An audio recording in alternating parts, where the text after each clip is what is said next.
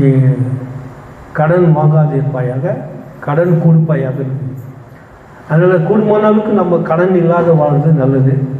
முடியறதில்ல உலக வாழ்க்கையில் நம்முடைய குடும்பங்களுக்கு, நம்முடைய பிஸ்னஸ்க்கு, நம்முடைய அத்தியாவசியமான தேவைகளுக்கு கடன் வாங்க வேண்டிய கட்டாயம் இருக்குது. ஆனால் சத்தியத்தை நம்ம அறிந்து அதை மனதில் வைப்பது நல்லது.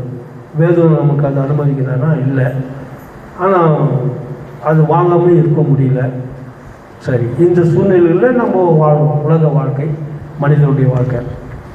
ஆனால் இன்றைக்கி ஒரு வித்தியாசமாக கடன் கொடுப்பதை பற்றி, நாம் கடன் கொடுப்பதை பற்றி கொஞ்சம் வித்தியாசமாக ஆவிக்குரிய அடிப்படையில், ஆவிக்குரிய சத்தியத்தில் வேதம் நமக்கு என்ன சொல்லுகிறது என்பதை நம்ம பார்க்கும்போது, நீதிமொழிகள் 19ஆம் அதிகாரம் 17வது வசனம்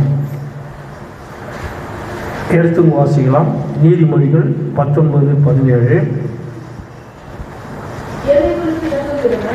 ஏழைகளுக்கு இறங்குகிறவர் கர்த்தருக்கு கடன் கொடுக்கிறார். அல்லேலூயா. இது ஒரு வித்தியாசமானது இல்லையா? அப்பயே நான் சொல்லி ப்ராக்டிக்கலாக உலகத்தில் நம்ம வாழ்கிற வாழ்க்கையில் கடன் கொடுக்குறது, கடன் வாங்கிறது, கடன் படாது என்று சொன்னாலும் கடன் பட வேண்டிய கட்டாயங்கள் இருக்கிறது. அது நம்ம கர்த்தர்கிட்ட மன்னிப்பு கூட கேட்டு அந்த கொடுக்கல் வாங்குற விஷயத்தில் நம்ம அது கர்த்தர் நம்ம என்ன செய்வார், அவருடைய சித்தத்தின்படி அது நடத்துவார். ஆனால் ஆவிக்குரிய வாழ்க்கையில் எல்லாருக்குமே ஒரு கட்டாயமான ஒரு தேவனுடைய வார்த்தையினுடைய தீர்மானம் இப்படியாக இருக்குது. எல்லாருமே நம்ம கட்டாயமாக கடன் கொடுக்கணும். என்னது கடன் கொடுக்கணுன்ட்டு பாஸ்டர் சொல்கிறாரு அப்படின்னு யோசிக்கிறீங்களா? ஆனால் என்ன கடன் கொடுக்க போகிறோம்? இங்கே சொல்லுது நீதிமொழிகள் 19:17, ஏழைக்கு இறங்குகிறவன் கர்த்தருக்கு கடன் கொடுக்கிறான். கர்த்தருக்கு கடன் கொடுத்தா அவர் அதை நமக்கு திருப்பி கொடுப்பாரா, கொடுக்க மாட்டாரா? கொடுப்பார். நான் அப்பவே உங்களுக்கு சொன்னது போல், நம்ம ஒரு மடங்கு கொடுத்தா பல மடங்கு அவர் கொடுக்க வல்லவர். அப்போது கடவுளுக்கு கடன் அப்படின்றது ஒரு கேள்வியே ஒரு ஆச்சரியமாக இருக்குது.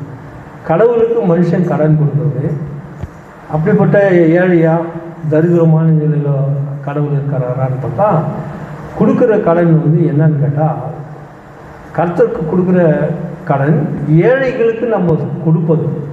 ஏழைகளுக்கு கொடுக்குற மாதிரி அதுதான். ஏழைகளுக்கு நம்ம எதை செய்கிறோமோ, மிக சிறியவர்கள் ஒருவனுக்கு நீங்கள் எதை செய்தீர்களோ அது எனக்கு செய்தாயிற்று. அல்லேலூயா. மத்தேயு 25ஆம் அதிகாரத்தில் 31-40 வசனங்களை வாசிக்கும் போது நாம் அதை அறிய முடியும். மிகவும் சிறியவர்களாகிய இவர்களுக்கு நீங்கள் எதை செய்தீர்களோ அதை எனக்கு செய்தாயிற்று. சிறியவர்கள், சிறுமைப்பட்டவர்கள் மேல் சிந்தை உள்ளவர்கள் பாக்கியவான்கள். வசனம் சொல்கிறது, சிறுமையானவர் மேலே சிந்தையாக இருக்கிறவங்க பாக்கியவான்கள்.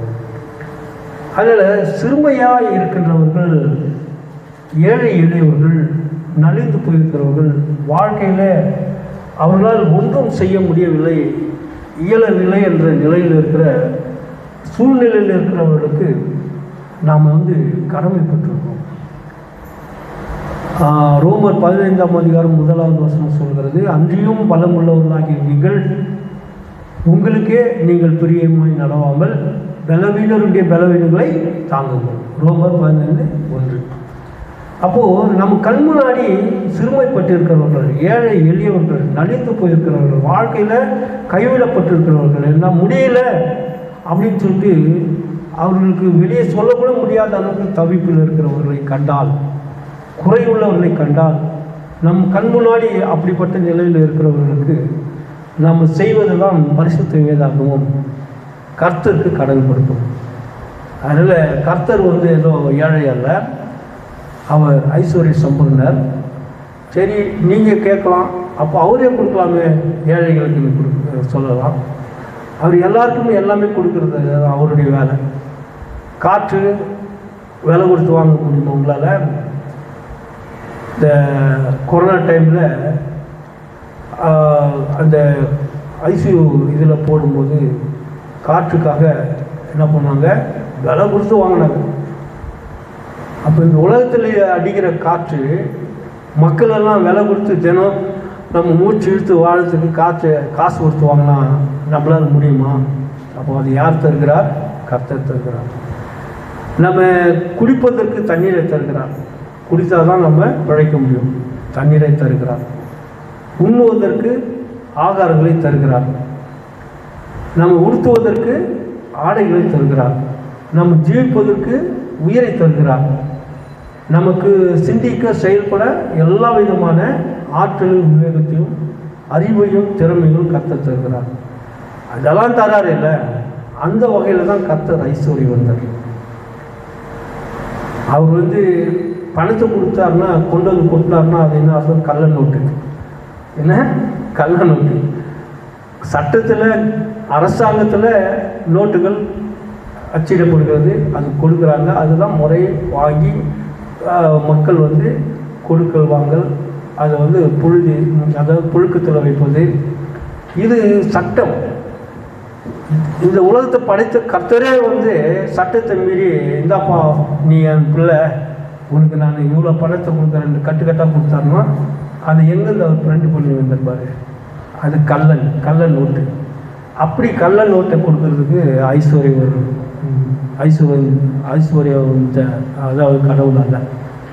அவர் ஐஸ்வர்ய சம்பூர்ணர்னா அவருடைய வல்லமையே, அவருடைய சக்தி, அவருடைய தயவு கிருபையே பெருசு. அது நம்ம கொடுக்குறாங்க, நம்ம அதை பயன்படுத்திக்கணும். ஏழை ஆகிறதுக்கு காரணம் என்ன? அது ஃபஸ்ட்டு நம்ம யோசிக்கணும். அவன் சோம்பேறியாக இருக்கிறதுனால, அதனால் எல்லா ஏழைகளும் சோம்பேறின்னு சொல்லிட முடியாது. சிலர் இயலாமையினால, அதாவது அறிவு மந்தத்தினால, உடல் ஒத்துழைப்பு தராதனால, உடலில் ஆரோக்கியம் இல்லாதனால ஏழையாக இருப்பாங்க. அது அதுக்கு கர்த்தர் யாரும் விடமாட்டார். அதுக்கு ஏற்ற மாதிரி அவர்களை போஷிப்பார். அதற்காக அதுக்கு தான் இந்த போதனையெல்லாம் கர்த்தர் தரார். இதுபோல் அவர் அக்கறை கொள்கிறதுனால தான் உலகத்தில் ஒருத்தருக்கு ஒருத்தர் நேசிங்க, ஒருத்தருக்கு ஒருத்தர் அன்பு கூறுங்க, ஒருத்தர் பாரத்தை ஒருத்தர் சுமருங்க என்னெல்லாம் ஆண்டவர் அதனால தான் இருக்கிறவங்க. அது அப்பயே நான் சொன்ன மாதிரி ரோமர் 15:1 சொன்ன மாதிரி, அன்றையும் பலம் உள்ளவர்களாகிய நமக்கு பலம் இருக்குதுன்னா அது அந்த பலத்தை நமக்கே பிரியமாக நம்ம பயன்படுத்திக்காமல் பலவீனங்களை தாங்கனால சொல்லி கர்த்தர் ஏன் நமக்கு அறிவுரை சொல்கிறாருன்னா, முடியாமல் இயலாமல் இருக்கிறவங்களுக்கு செய்ய வேண்டியது. ஆனால் இயன்றும், அதாவது அவ்வளோ முடியும் என்று இருந்தாலும் கூட இன்றைக்கு ஏழையாக இருக்கிறதுக்கு காரணம்னா அவனுடைய அசட்டுத்தனம், மேட்டிமையானது, கீழ்ப்படியாமையது, சோம்பேறித்தனம், வேணுன்ட்டு ஒரு அக்கறை, நம்ம வாழ்க்கை பற்றிய அக்கறை பொறுப்பில்லாதனால, இல்லைன்னா தவறான பழக்கங்கள். ஒரு மனிதனை கணக்கு போட்டு பார்த்தா ஒரு நாளைக்கு 1000 ரூபாய் சம்பாதிக்கிறவங்க இருக்கிறாங்க. 1000 ரூபாய் சம்பாதிக்கும் கண்டிப்பாக. அதாவது குளத்தை வேலை செய்தாலும், ஏதாவது ஒரு எந்த வியாபாரம் பண்ணாலும், ஏதோ ஒரு முயற்சியில் முடியும். 1000 இல்லைன்னா 500 கூட முடியும். அது முடியும். இப்போ அந்த முடிகிற அளவுக்கே சாதிக்கிற சில மக்கள் பார்த்திங்கன்னா, ஒருத்தர் 1000 ரூபாய் ஒரு நாளைக்கு சம்பாதிக்கிறாங்கன்னா 7 நாளைக்கு 7000 ரூபாய் ஆகுது.